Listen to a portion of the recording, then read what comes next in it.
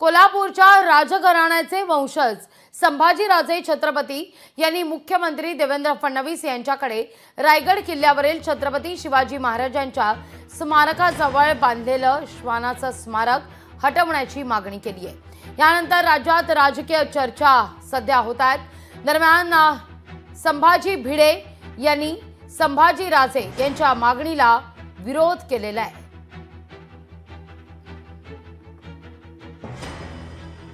या सगळ्यावर आता राजकीय वर्तुळातून प्रतिक्रिया सुद्धा उमटतात।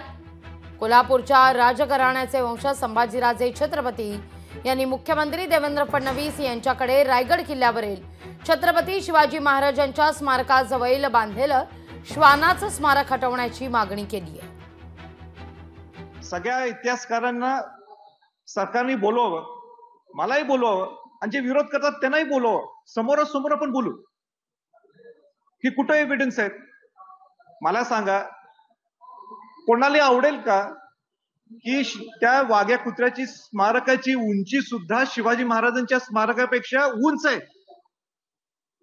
हे कुठल्या शुभक्ताला आवडेल? कुठेही नोंद नाहीये। एक ही महाराष्ट्रातल्या इतिहासकारांनी, मग ते डाव्या विचाराचे असतील,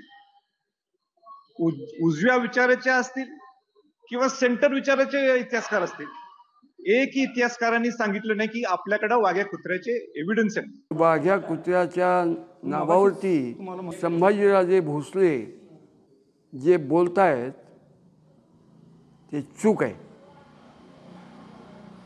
100% चूक आहे। ती कथा सत्य आहे की वाघ्या कुत्र्यांनी चितेत उडी घेतली, त्याचं स्मारक म्हणून ते केले। माणसं जेवढी एकनिष्ठ नसतात तेवढी कुत्री असतात। निदान आत्ताच्या युगात हो देशाशी असं एकनिष्ठ राहायचं आहे आपल्याला, याचं द्योतक म्हणून ते पाहिजेच। लोकांनी काही संदर्भ स्वीकारलेले असतात, भावनिकदृष्ट्या स्वीकारलेले असतात, जरी त्याला ऐतिहासिक पुरावे कदाचित नसतील पण भावनिकदृष्ट्या ते स्वीकारलेले आहेत। त्याच्यामुळे आता ज्येष्ठ इतिहासतज्ञ बखरकार मनोहर भिडे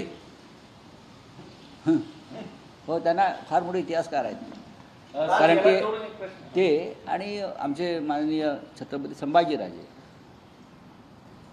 संभाजीराजांचा मुद्दा आहे।